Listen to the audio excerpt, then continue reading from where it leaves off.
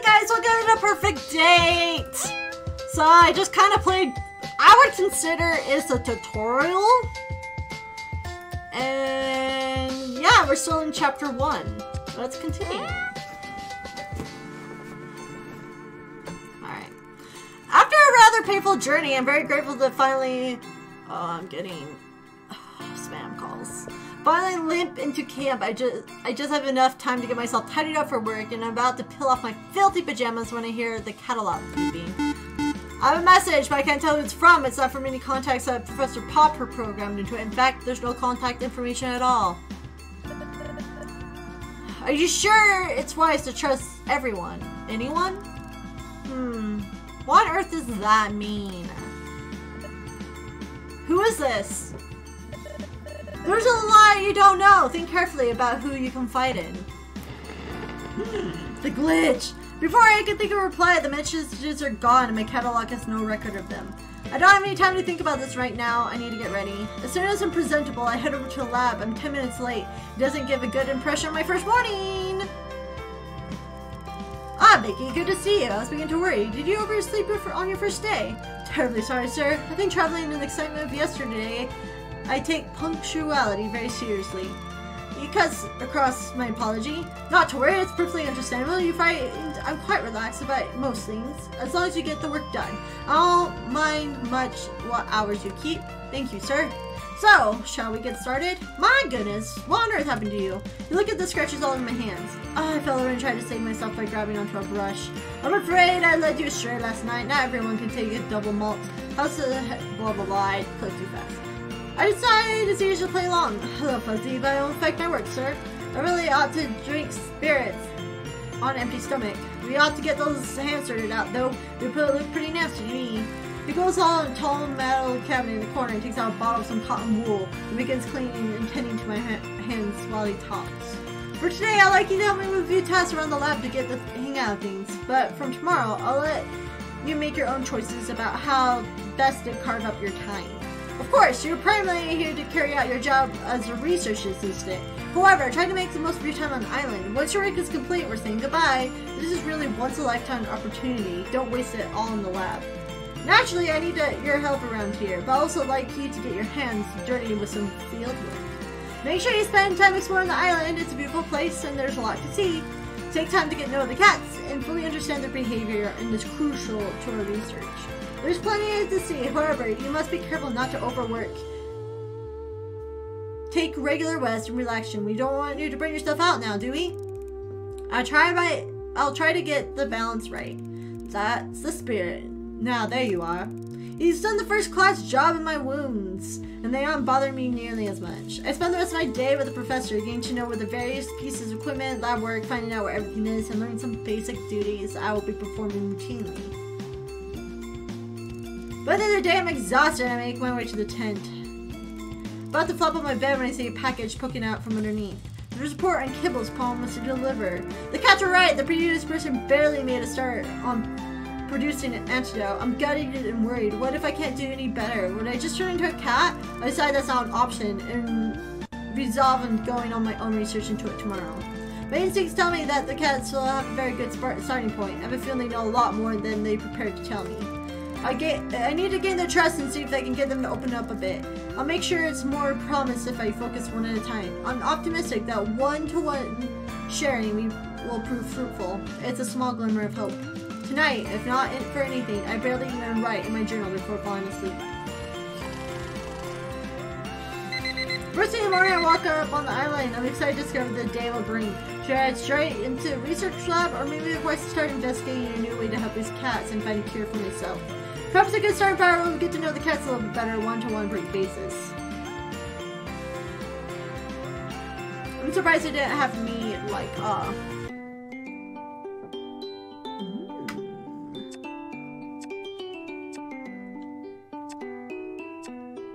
What's recon? I don't know.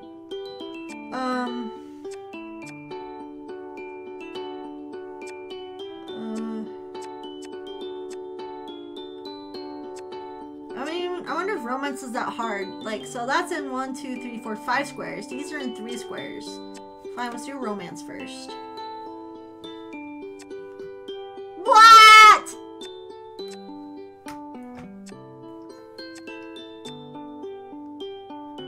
Why are the other ones locked? Snooty booty. Fluffy boot. Why are they locked? Is it because I haven't done other routes? You know what? We're gonna do something else. Fine, we'll do research.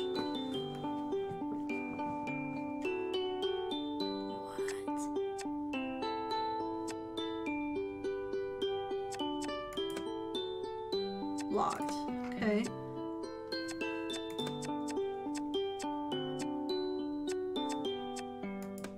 Okay, research.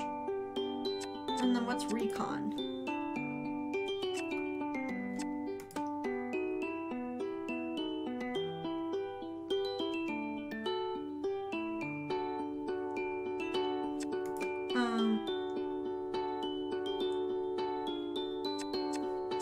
Wait, which one will, like, help me do my antidote?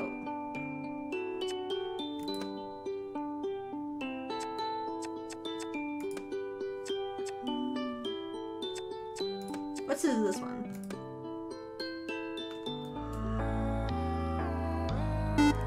I my catalog beeping and presume it's the professor. Tumble out of bed, have a sleep, and fumble around looking for the device. I look at the screen, my eyes struggling to focus. Message isn't from the professor at all. There's no contact information. Come outside. Who is this? Come outside. They're not going to respond to a question. Should I do it? Yes! My curiosity is roused. I have a feeling there's something important. I learn from the stranger, so I throw my clothes on and crawl out of my tent. I don't see anything out of the ordinary. Anyone out here? My catalog beats again. Walk to the edge of the forest. I'm not gonna go any further until you tell me who you are. Walk to the edge of the forest. No! Walk to the edge of the forest. Walk to the edge of the forest. Walk to the edge of the... Stop it. Now I realize I have to walk to the edge of the forest. Not scary at all. Walk to the edge of the forest. I see something on the ground, so I get closer. It becomes clear. There's a small posse of flowers. I gingerly pick them up and notice that several of the flower heads are missing. Catalog beats again. Follow the petals. That's when I see a trail of orange petals, the same color as the bouquet I'm holding. Well, I've come this far, no turning back now. I begin to walk. I'm nervous, so I call out. Hello? No answer, louder this time. Hello? Oh, it's a fluffy boot. Hello? Hello, who's that? Who goes there? Fluffy boot. Major, is that you? Fluffy boot? I really wish you would call me that, human. What on earth do you think you're playing at? Cover around the forest at dead of night, causing ruckus. Oh, Major, you don't know how pleased I am to see you. I need your help.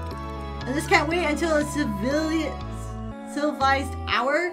I thought cats are nocturnal. I'm afraid I can't. I'm investigating this. I'm getting messages from an anonymous source asking me to follow, look in the forest. Look, they left this trail. Ah! Candula marnitima, marigolds, herbs of the sun. These are represent creativity, though some believe them to be a symbol of cruelty and grief. Your knowledge is always impressive, but I got to say on this occasion it's not very comforting. Fluffy Bud goes on striding off with purpose. Come along then, Vicky, we're gonna follow this trail or not. I shuffle awkwardly behind him. Before the sun comes up, we continue for a short while and notice that the petals are getting more sparse. It's become more difficult to see them. Eventually, they seem to run out, and we find ourselves in a small clearing. Well, it appears someone is playing a joke on you, Vicky. I totally agree, but nothing but a wild goose chase. Seems so, Major. I'm sorry for dragging you out into this. Let's go back to our beds before we're wasting more precious snooze time on this fool. I trained a Fluffy Bud, but I noticed back his arch and his fur is puffed, making him look like a floofy than usual. Something wrong, Major? You tell me, human. Does that pile of rocks look suspicious to you? Amongst the myriad pile of rocks, I notice a small, contrived-looking Karen? I don't know what that is. Fluffy was right. It looks far from natural. Looks like to me he was asking me to be inspected, Major. Well, let's get to it, Vicky. You're the one with the thumbs. I begin to dismantle a small mound, rock by rock. It's onto the foundation stone is removed that we find a manila envelope. Major, look, it's a letter.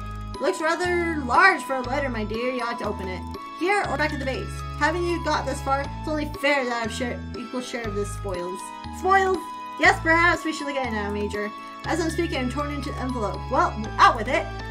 It looks like drawings. What sort of drawings? Not sure, but they look quite old, antique even. Do they even have value, human? Probably. To someone, they appear to be sketches of people here on the island, but I don't recognize anyone. What would lead me to these? How do you know you were meant to find them? Because I followed the trail and it led us here. Actually, the trail ended a while back. It could be a mere coincidence. I hardly see the intrigue of these few old scribbles. They show no artistic flair at all. Even so, I'm gonna hang these to prove they're relevant. Whatever mystery is unfolding here on this island. Fluffyboat rolls his eyes. You really ought to focus more on the clues and that matter instead of running around in the middle of the night on a wild goose chases. Must head back before anyone discovers you're missing. I roll the drawings up and tuck them into my waistband. I study them when I have more time. I think Fluffyboat is probably right. I don't want to miss a trick. Get some rest now, Vicky. Finally, a sensible suggestion. Head after Fluffyboat, trying to keep up. I really need some sleep.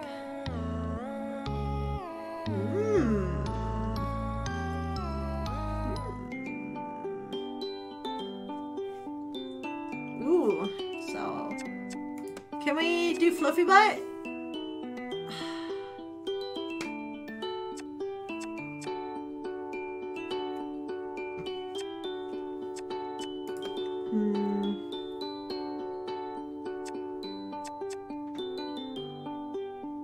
I gotta do some romance.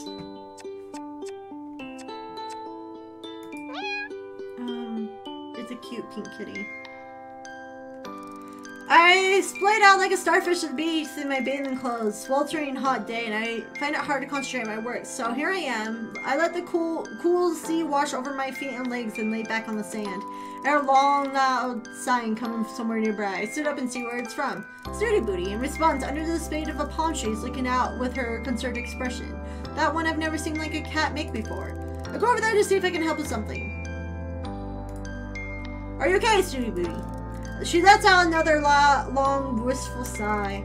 To be frank with you, human, no, I'm no longer okay. I cannot expose the delicate skin of mine to the sun. There's something I need to retrieve from further down the beach. It's quite the predicament. Oh, right, want me to fetch it for you? Oh, would you be so kind, human? I'd be very grateful. Sure, no problem. We can't be putting that delicate skin of yours at risk, can we? Snooty Booty looks grave. Indeed not. Skin care must come above all else, don't you know? One never exposes one's skin to the elements, human. It's quite aging. One must also never get stressed if one wishes to retain one's youthful aura, which is rather difficult at this frightful island. Oh, I know, believe me. How do you know? Are you stressed? Oh no, that would upset me terribly. Really, that's sweet of you. Of course, you're a precious thing. I hope you find your time here pleasant. Don't worry about me, Snooty Booty, I'm fine. No, that was if you'd like me to get it for you. Well, before I tell you, I must ask if you don't inform the others of the whereabouts of this particular item. It's very dear to me, you see. It's one of the few luxuries I have for myself. Of course, that's not a problem. I'll be discreet when I need to be. Oh, so, human, you see along the beach, just south of here, there's a tree which bears the most ripest coconuts all year round. It's quite splendid. The coconuts are always sweet and creamy. Snooty Booty looks like she's lost in a wonderful dream. Sounds lovely. Oh, it is. I like to drink that coconut water as often as I can, as it's good for the skin and waistline. But the less civilized denizens of the island keep knocking the coconuts right down before they're fully matured. Fortunately, no one else seems to discover this particular tree yet. Well, okay, Snooty Booty, if I try to find some coconuts for you, I'll come back soon. You have my thanks, human. I've been walking a lot longer than Snooty led me to believe. I'm not sure if this is even the right tree. It looks the same to me, although this one has more coconuts than the others. I decided to take a chance and bundle as many as I can carry in my arms and haul them back to the lady ship. By the time I get back, Snooty Booty, I'm faint from exertion, not to mention walking far in the sun. I fall to my knees, panting in front of her. Here you go, Boots. She eyes Paula a distinct air of disapproval. All I need is one coconut, human. Oh, these are far too many. Well, I do apologize, madame. Tell me you didn't plunder the tree. No, there are plenty on the ground already. Oh well, that's a small mercy. At least you didn't hack them down. Hack them down? What with what? Well, your hands are rather large and leathery. Snooty Booty, I do not use my hands for deforestation. Well, I'm sure you did your best, although I really don't know what I'm going to do with so many coconuts. You're welcome, I'm sure. I look down at the pile of coconuts. It strikes me properly for the first time how strange it is that there's no creatures in this island to plunder them. What do you think, Snoots? That keeps wildlife away from the island. Do you mean the magnetic barrier? Magnetic barrier. Oh, do keep up, human. I thought you were meant to be a scientist. I realized she was referring to the force field that surrounds the island. Now, be a dear and crack one up for me with my enormous hands. Well, you could try, I suppose. I push down with irritation, slowly rising up, and smile politely. On second thoughts, I'll be right back with a screwdriver. What? Snooty Booty looks horrified. It's a sharp metal tool that bores into things. What on earth do you need one of those for? So I can make a hole and get the water out of the coconut? How else will you propose I do it? Well, look around you, dear. There's nature's bounties. What about that? She gestures her limp paw to a shard of rock nearby. Snoots, how do you usually get the water out of the coconut when there isn't a human around? Well, the exuberant Nibbles simply loves to break things. How do you not notice? It's one of the few reasons I tolerate him, don't you know? Far better than one of your screw dribbles, don't you think? I reach over and pick up a rock. It does look like it can actually do the job. Okay, let's give it a try. Here it goes. Holding the coconut in a palm leaf, I gently tap the shell a few times in the stone before whacking it. It cracks surprisingly easy. The water drains into the leaf.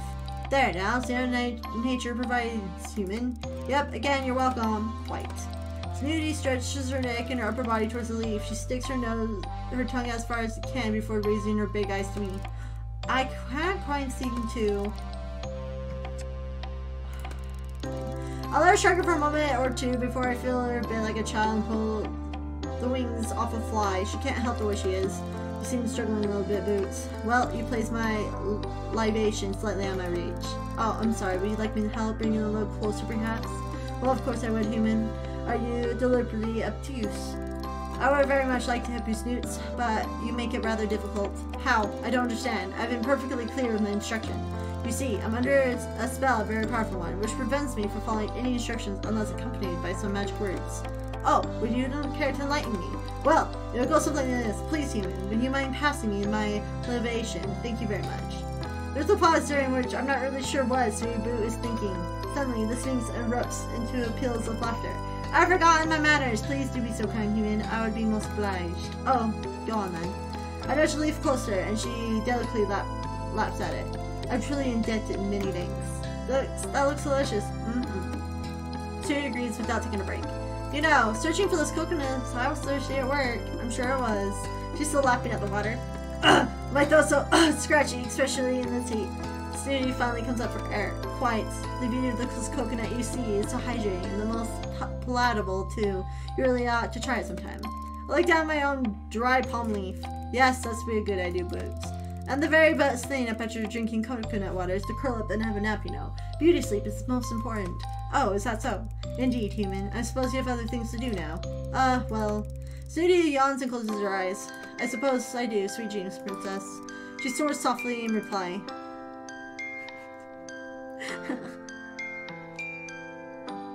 So dumb.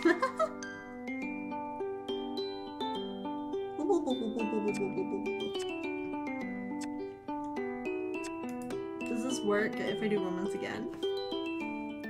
Oh, heartbreak! Are you serious? The heck? I'm sorry. I didn't know that would happen.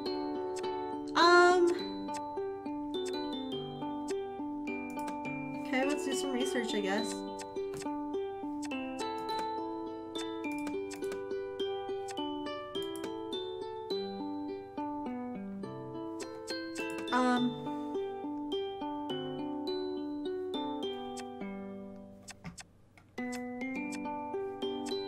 Research?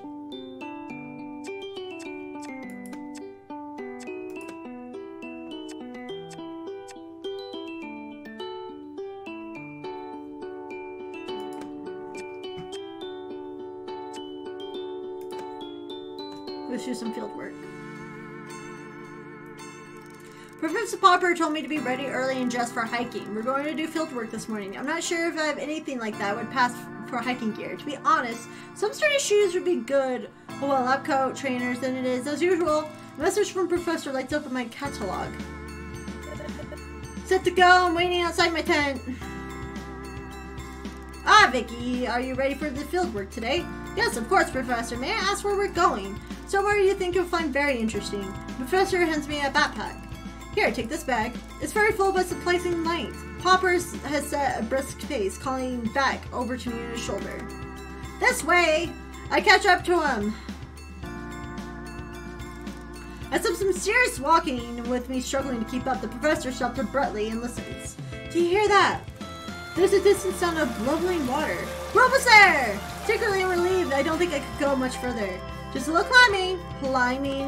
I hide my dismay, but where does he get this energy from? It's just at the top there. It's not a difficult climb as it looks. We're in front an almost vertical rock face. Just copy me. He clambers up expertly. I managed to find a spot that supports my foot and start climbing. Make a little progress before slipping and falling flat on my bum. I try again, I take it slow. Again, I fall. What happened to the benefits of petrification and others they keep going about? Purrfect knows that I'm having trouble and holds out a hand to me. I manage to climb up, just enough to hold his arm. He lifts me the rest of the way. His strength is impressive, curious even. I'm not a fan of climbing, eh? Can't say I've done it much, Professor.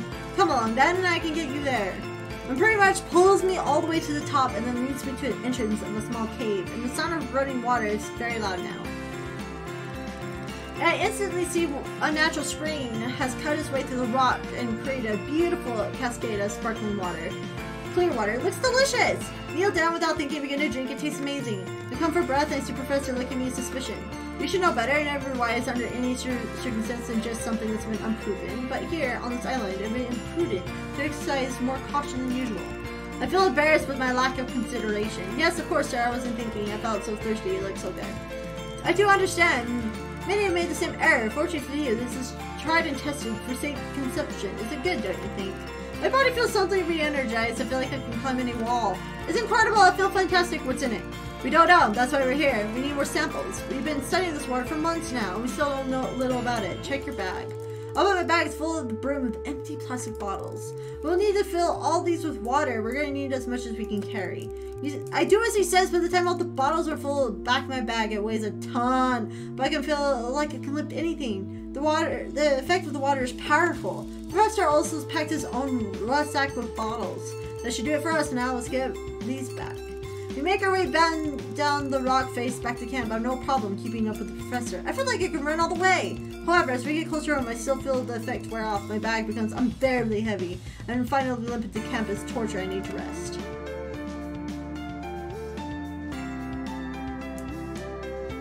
Saving.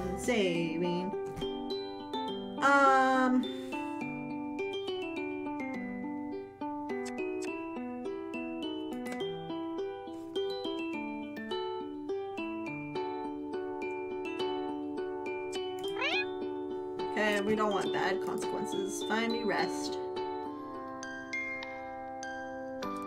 We decided to catch up on rest and relaxation like Purrfect keeps telling me to do, so I've come all to the jetty where Zane usually sits. Today is our delivery day, as I'm hoping, but he's nowhere in sight. I sit with my legs dangling over the edge and take out my sketchbook and pencils. I haven't done this in ages. It's so peaceful. I get lost in my own little world when I'm drawing. I tried to do a couple of landscapes and mountain ranges in the distance, the trees, the forest, but nothing really grabbing me. Then I'm daydreaming, staring into the water. I notice the patterns that ripple form on the surface. They're unusual. I suppose this is the magnetic pool. The effect is beautiful. I end up sitting for an hour just to capture it on my page.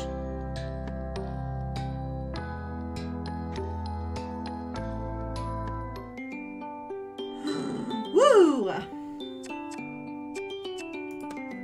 Let's see what I got.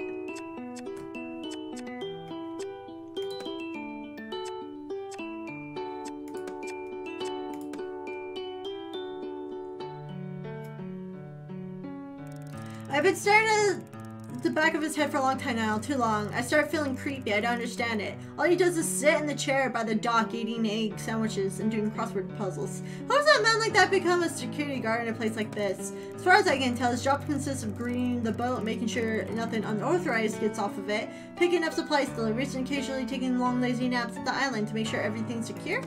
I wonder why he knows about the research that goes on here. If anything, he doesn't seem to be interested regardless. I decide that it's time to know this island bouncer and join him at the dock. I sit down to Zane, me on the sand, him in the chair. He's not wearing his coat, and the short-sleeved shirt allows me to notice for the first time how surprisingly muscular he is. I never really truly thought of him as security in a bodyguard sense, but now squinting at him sideways, it's not. Try not to stare too obviously. I begin to see a new light. I pluck up the courage to talk. Hey Zane, how are you? Are you trying to start a conversation? He says this without looking up from his crossword puzzle. I suppose I am, yes. Don't get to chat to humans much, my job. Research Assistant 125. He rolls up the words as he's reading them. Oh yes, I guess that's me. So, what does that number stand for you anyhow? You don't know? He asks monotonously, eyes still glued to this crossword puzzle. No, actually, to be honest, Zane, I don't know much at all. There's a definite lack of intel sharing on this project. Which project would that be? This one, the whole research project that's going on. Is there more than one? Depends on who you ask. You, I was asking you, really. I don't understand your job, I don't need to. I don't care about things I don't need to. What do you care about? Zane looks at me for the first time. You really wanted to talk, don't you? Well, there's not much else to do here, besides I'm interested in it all, aren't you? My interest consists of what's for dinner and when my next puzzle book's coming. When's it coming? You get it delivered? Comes in with the mail. He's back not to looking at me again. The mail? You mean the parcels? And the letters, yeah. The letters. Would you go through the trouble of sending mail all the way here when we have email? I laugh as Zane looks very serious. It's safer sending mail the old-fashioned way. With email, there's viruses, hackers, worms, cyber terrorists. I get feeling it's not very tech-savvy. Yeah, but anyone can open and read a letter, right? Not if I'm around. Besides, who would suspect that something important would be a fragment pink envelope? There's an awkward silence. Of course, being usually socially inept myself, I'm desperate to fill it. You need help with that crossword? I'm pretty good. I can even do cryptic puzzle in the Daily Inquirer. This line usually gains me a little kudos, but Zane simply ignores me. I decided to just come and say what's on my mind. I mean, I can't make things more awkward than they already are. Zane, have you ever noticed anything strange going on here? Cat's behaving weirdly. Zane suddenly looks up, his eyes locking straight with mine, unwavering and hard. No, have you? Well, not exactly, but he's looking at me properly for the first time, and I've definitely captured his intention. But I'm too nervous to follow through. Just being silly. The lack of human company gives me a daft ideas, such as staring at me, though he's trying to read my mind. Sometimes when I'm tagging, I feel like they're playing games on me, like children hide and seek, that kind of thing. Some of those cats may be cleverer than any of us give them credit for. Now it's my turn to be intrigued. In what way? They know when to stay out the sun. You're going pink. The moment there's one over there. I decide that Zane isn't the best person to talk to about my concerns. Feeling unwanted and slightly dejected, I end up back at camp. I stand up and brush the scent off me. What's a 5-letter for solitude? Alone. Zane suddenly scribbles in the book as I leave.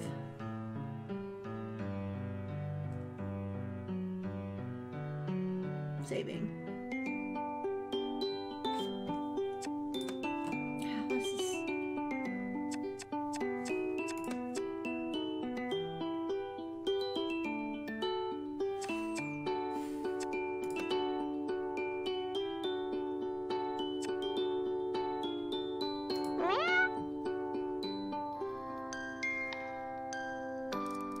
Snooty booty, snoots! I've been searching for the sinks for what feels like ages for a cat that never seems to move. She's surprisingly difficult to find. I'm answered eventually by an unintelligible murmur coming from the shade of a nearby tree. Of course, she's sleeping. Snooty booty! I poke her gently and try to rouse her. I have something for you, a gift, as it happens. Oh, human, it's you. What are you up to about this time? It's midday, Boots. Snooty stares at me uncomprehendingly. I have an hour for lunch, so I can spend it with you, but if it's not convenient time, I can always find something else to do. Wait, you mentioned a gift. Well, yes, I suppose the idea we're drinking. Well, when you were drinking coconut I fetched for you the other day, I took some of the remaining coconuts over to the lab and cooked up some coconut oil. Snooty opens her mouth wide. I sit awkwardly staring at her, unsure what she's doing. Well, I'm ready for ready to break my fast, human. It's hard sometimes to whether laugh or sit with a spoiled feline. No, but this isn't for eating. You mentioned how good coconut water is for you. Well, I thought coconut oil to rub on your skin to make you moisturized and youthful. Aren't you terribly clever? I can't help but blush. Snooty Booty rarely compliments anyone, so I feel honored. You may begin. Snooty Booty laws on her back, exposing her lump pink tummy to me. Oh, you wanted to rub it for you. Snooty Booty simply smiles in response. Well, I please when it go amiss. Yes, well, I didn't want to make a fuss. But if you prefer it, if you ask first. There's no point of arguing with Princess Snooty Booty. I don't think she actually needs to be rude. Sometimes she just doesn't seem to understand how to talk to people as equals. I don't have any energy to do with it today, but take a note that at some point, she and I are going to have a little chat about etiquette. Please, may I rub this coconut oil on your skin? Yes, you may.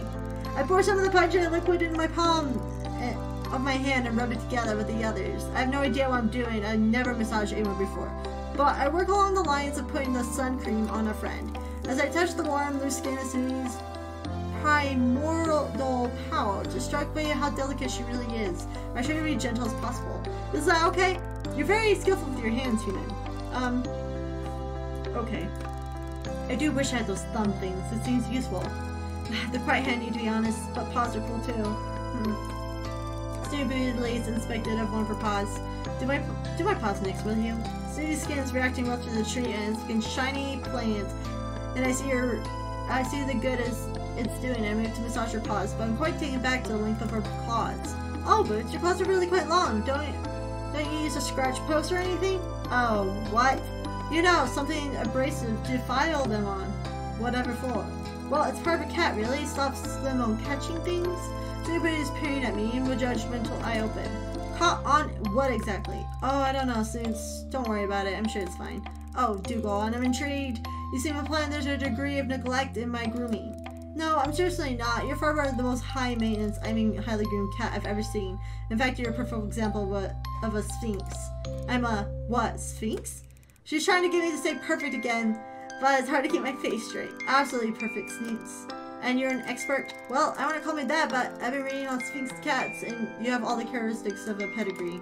It's very sweet of you to say. Remind me, what would those be? As if for a moment I'm trying to remember what pause for thought, listen, and top features for Sphinx, or rather, it's Lara. I'm going to give her best bits. Let's flatter her. Well, let's see. I have a feeling Snooty would be appreciated with not appreciate some of the common qualities of the Sphinx, including wrinkles, pot belly, so I cherry pick and dress it up a bit. Sphinx gets around though for the beautiful big eyes, high prominent cheekbones. Snooty Boots extends her neck wide, her eyes. She visits the suck in her cheeks, giving her the look of someone not wearing any dentures. It's very disconcerting. And they have a very shapely physique. It isn't strictly true.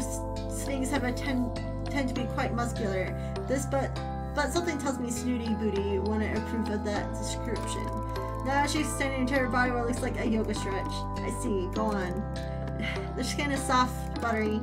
This is sort of true because they don't have fur to soak up excess oil. Sphinx cats can get quite greasy. It's recommended they be patted down with a cloth, part of their regular grooming. I'm listening, and they're very regal. Regal? I'm not sure where the word came out, but Snooty seems to enjoy it. Well, human, seems you have a vast, accurate knowledge of my kind. I'm very impressed with you.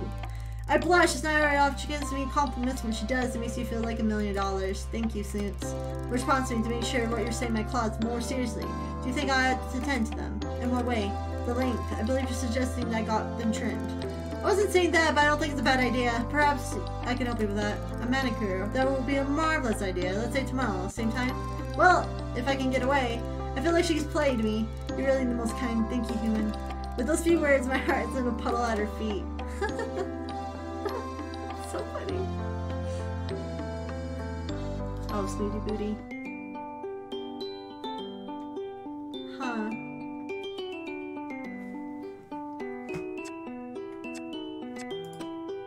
Is there any more? I'm like, complete.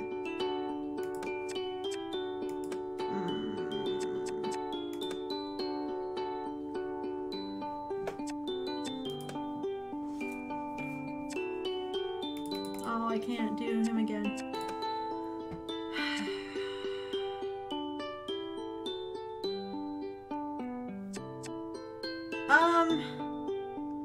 Okay, let's do one more romance and I'll call it a day.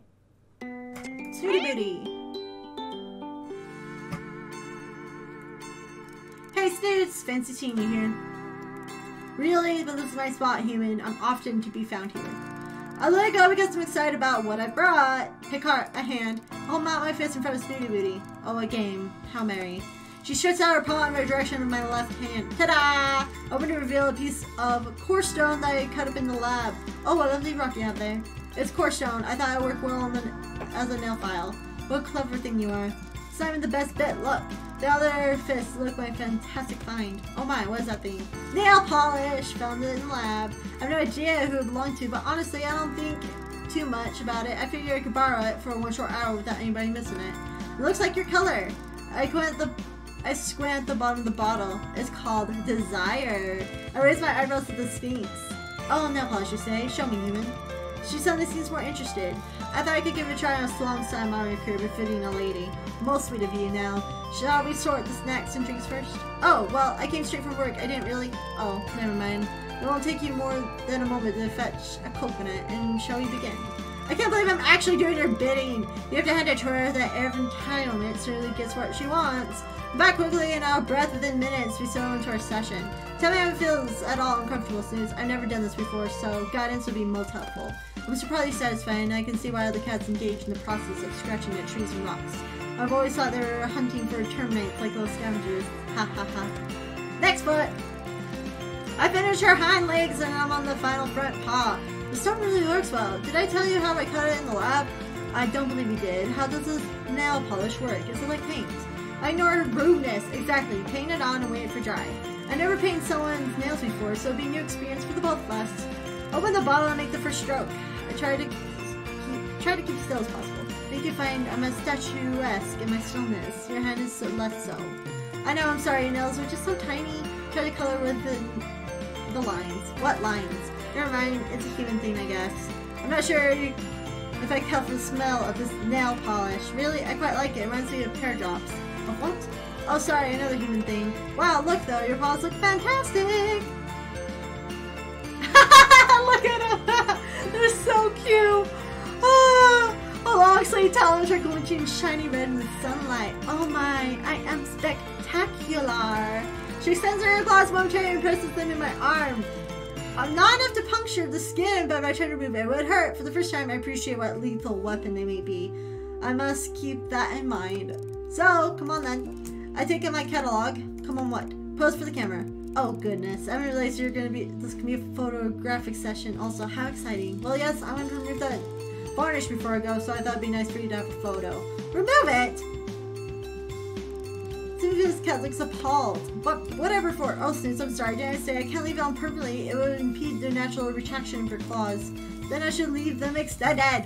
You can't do that. Her expression darkens. I beg your pardon. I thought for a moment I heard you tell me when I can't do. Surely it's mistaken. Oh, Snooze, you know me perfectly well. I must insist you allow me to remove it. Insist. Her forehead wrinkles and her raised eyebrows. I need to tread carefully here. Ask your permission. May I remove the varnish now? But I simply does not make sense. Why would you do it in the first place? I know how much you enjoy things like pampering. I thought it'd be a fun thing for us to share. You had your fun, didn't you? Well, yes. I certainly wouldn't have known they were simply doing it to taunt me. I wasn't doing it to taunt you, Boots. She seems genuinely upset. I'm sorry.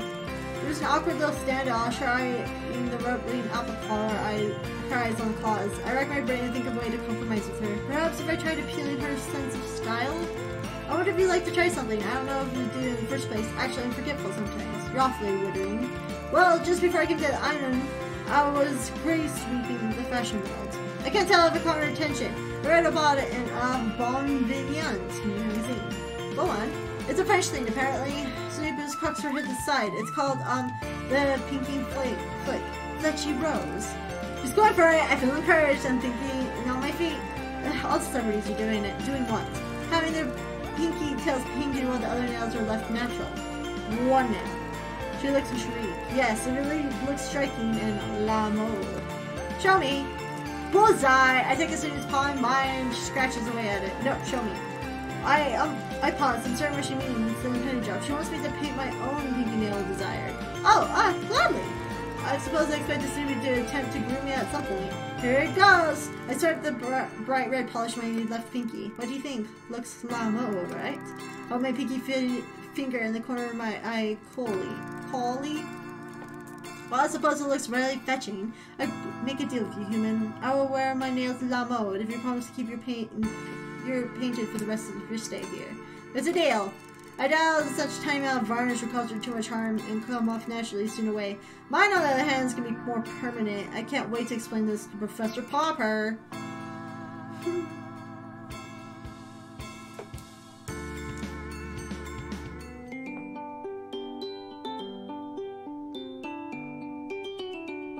Anyways, this is where I'll stop for today. I'm pretty sure, I guess if we finish all these, will we go into chapter 2? I'm not sure how that works. Anyways,